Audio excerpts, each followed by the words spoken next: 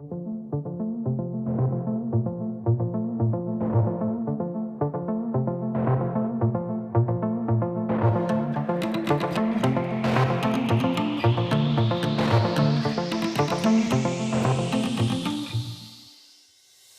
you're seeing here is Audi's latest tentative step into the world of electrification. It's the 2016 A3 e-tron Sportback, and as you can probably tell, it's a hatchback. In fact, it's the only way that you can get the new A3 in this Sportback configuration.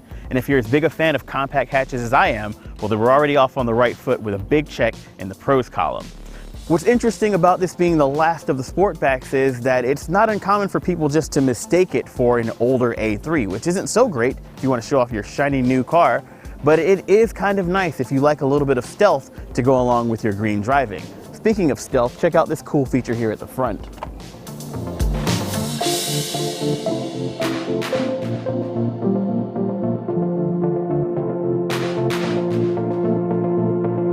Hidden beneath the 4 rings badge is the charging port for this plug-in hybrid vehicle. Now, the operation of this hidden door is a little bit low-tech, but it doesn't exactly feel cheap. Plugging in the e-tron takes its 8.8 kilowatt-hour battery, which is hidden underneath the rear seats, from flat to full in just 2 hours and 15 minutes. That's on 240 volts of power. If you're just plugging into a 110 wall outlet, expect an 8-hour overnight charge.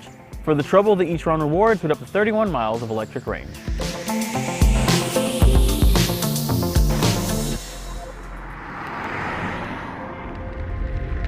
Electric power flows to an electric motor at the front of the vehicle. It's good for 102 horsepower and about 243 pound-feet of torque.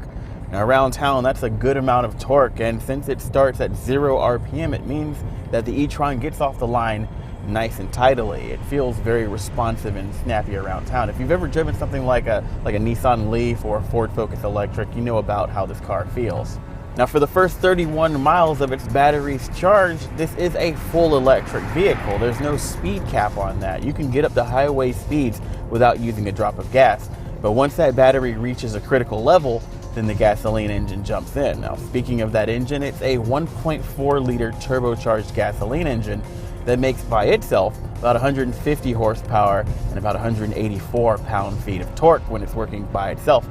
But of course, it's never really working by itself, is it?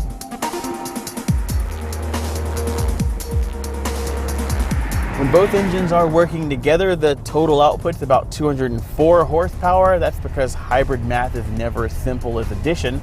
Total torque is not really stated. The car feels nice and peppy when the electric engine's working by itself, but when you really step on it and they get together, you get some pretty good pickup once the turbocharged engine gains a little bit of steam. Handling for the A3 is pretty good. It feels a little bit heavier than the A3 sedan that we drove last year, but the extra torque more than makes up for it. Plus, this Premium Plus model has nice wide 225 width tires that really help it stick in the corners. But this isn't really a canyon carving car, it's more of a city car, and 0 to 60 runs is a good way to waste all 31 miles of your battery in a couple of minutes.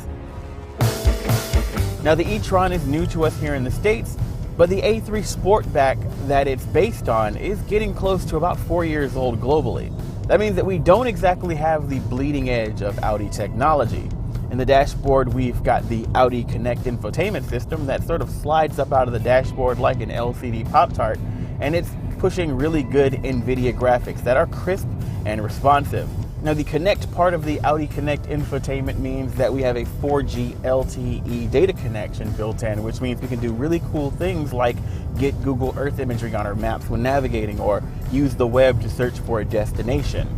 I am a little disappointed to see this proprietary Audi MMI connector in the center console when most of the newest Audi vehicles have moved onto USB, and I'm even more disappointed to find that it's a paid option. On the subject of driver aid technology, this mid-tier Premium Plus model doesn't have a whole lot to offer. We've got Audi's side assist blind spot monitoring, we've got a rear view camera and park proximity sensors, but the more advanced features, things like adaptive cruise control and lane departure prevention, are reserved for the top-tier Prestige model. I think the thing that I like the most about the A3 e-tron is just how much of a regular car it is. On the outside, it looks just like any old Audi A3. It doesn't have a lot of styling that draws a lot of attention to itself, screaming, hey, look at me, I'm a hybrid. You can't even see the charging port when you're parked. And I really kind of like Audi's sort of timeless, just on the right side of boring design. And I think if the price is right, it'll appeal to a lot of drivers. Speaking of the price, let's talk about that for a second. The 2016 Audi A3 e-tron Sportback starts at around $37,900 for the entry-level model and tops out at just under $49,000 for a fully loaded Prestige model. Here with this Premium Plus with its tech package, we're at the middle of the road around $46,000 as tested.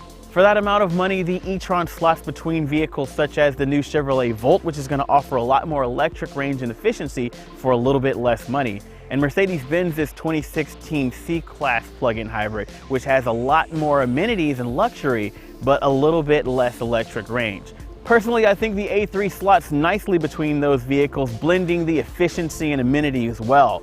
Plus, it's a much smaller vehicle, which means that it's a lot more city-friendly, and you've just gotta love those timeless Audi hatchback lines, right?